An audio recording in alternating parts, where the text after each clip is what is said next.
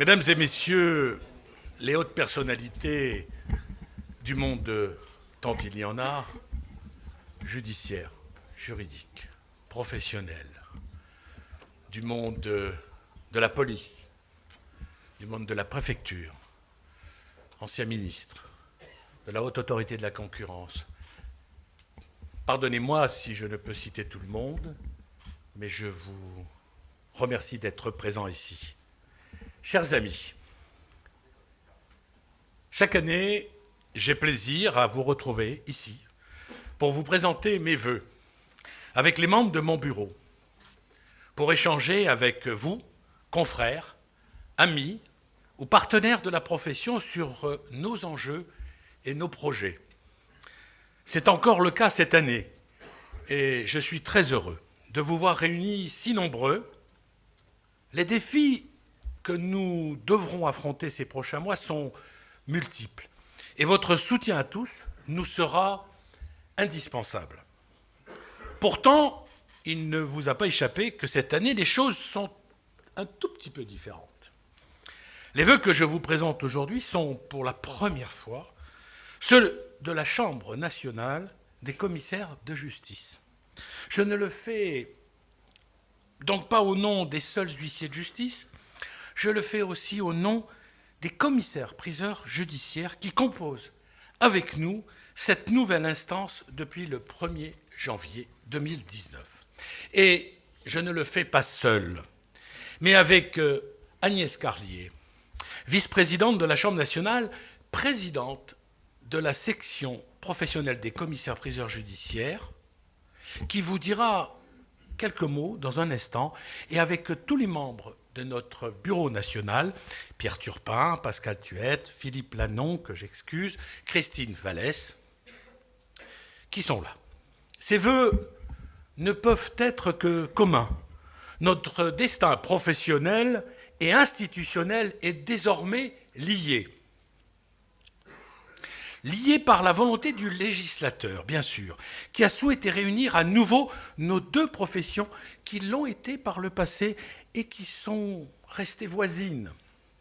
Un destin lié par les textes et qui ne demande qu'à l'être également par la pratique au sein de cette institution nouvelle, commune, qui a commencé à vivre il y a tout juste un mois.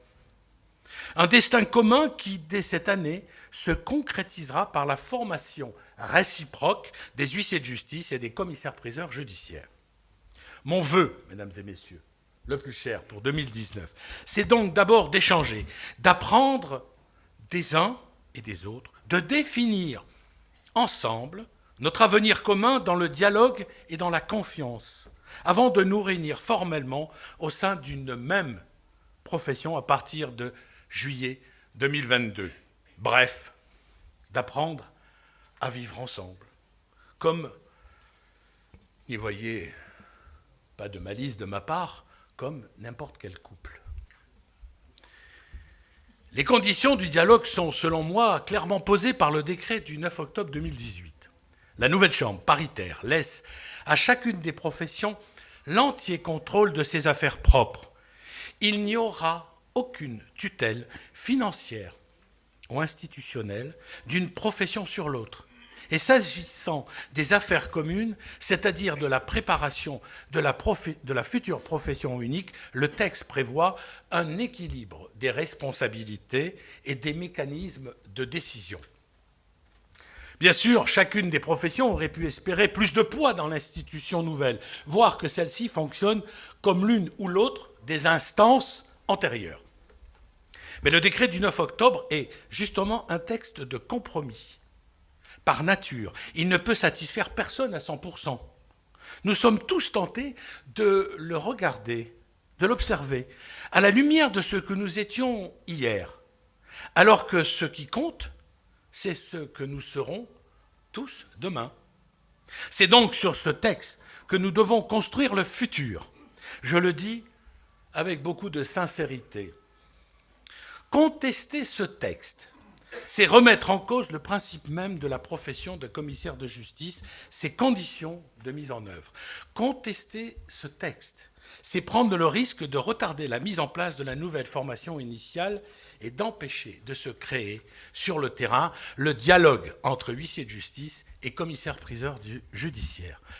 Enfin, contester ce texte, c'est risquer de passer à côté de cette occasion historique et inespérée de devenir une profession plus forte, dans l'intérêt de tous, en cumulant les atouts de nos deux professions, une profession plus forte en France, mais aussi une image plus lisible en Europe. Il est donc temps de se mettre à travailler ensemble, d'abandonner nos préjugés et de construire, un terme que j'aime beaucoup, la confiance. Depuis quelques semaines, nous travaillons avec Agnès et les membres du bureau, au sein du bureau national de la Chambre, sur les projets prioritaires. Nous le faisons dans le respect mutuel et nous construisons ensemble de nouvelles manières de travailler. Nous avons pour les prochains mois 3 grands chantiers prioritaires.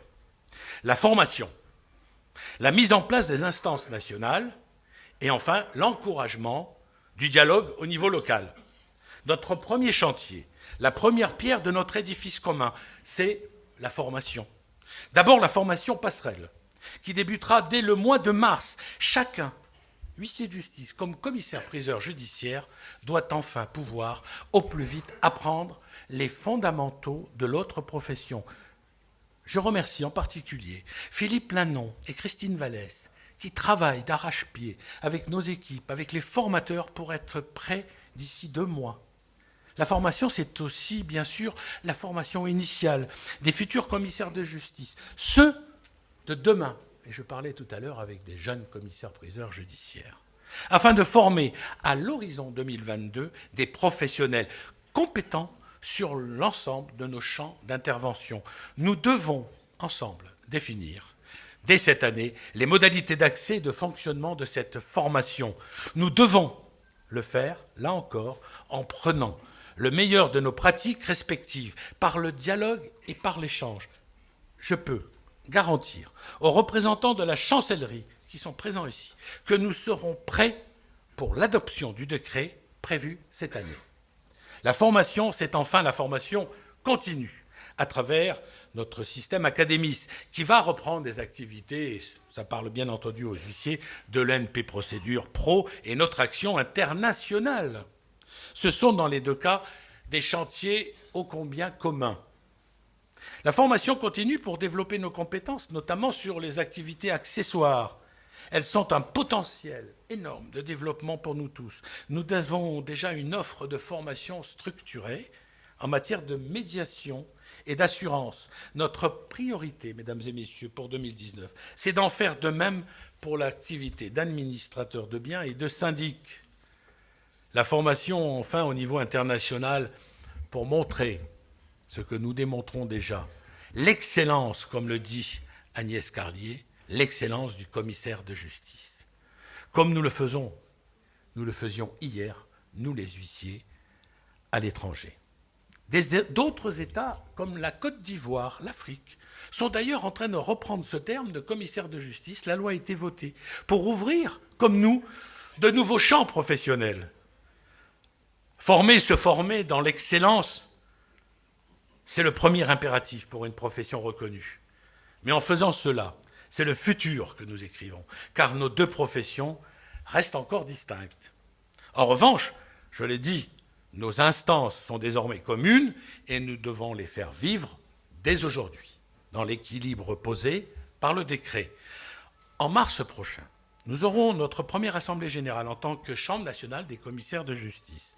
Nous serons amenés notamment à examiner le budget commun pour 2019, sur lequel travaillent d'ores et déjà Pierre Turpin et Pascal Thuette.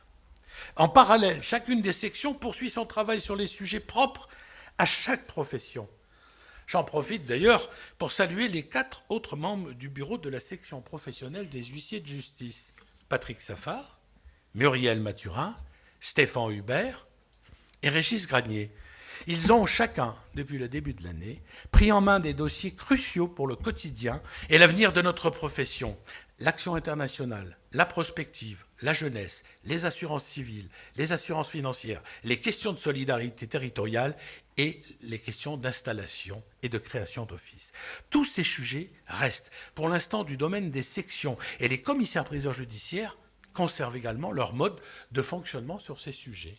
C'est le paradoxe de notre Chambre pour les 42 prochains mois d'ailleurs. Pour paraphraser la devise de l'Union européenne, nous sommes d'ores et déjà unis, mais dans la diversité. Nos prochaines assemblées générales de la Chambre nationale, comme l'ensemble des réunions de travail que nous avons commencé à avoir, contribueront sûrement à cette union en mettant côte à côte les représentants des deux professions. J'en suis sûr et certain, c'est notre ambition commune. Notre troisième chantier, enfin, c'est celui de l'action et du dialogue au niveau local. Le décret a prévu la création d'instances consultatives locales, paritaires, pour réfléchir à l'organisation des futures chambres régionales des commissaires de justice.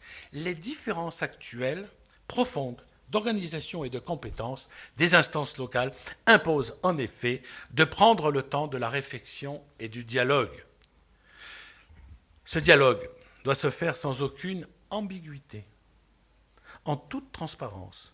C'est la raison pour laquelle nous ferons très prochainement, vraisemblablement avec Agnès Carlier, ma future compagne, des déplacements communs pour échanger avec nos deux communautés professionnelles, échanger sur nos différences, échanger sur nos points communs, échanger sur les conditions de réussite de notre rapprochement, échanger sur la manière de porter au niveau local la future image des commissaires de justice.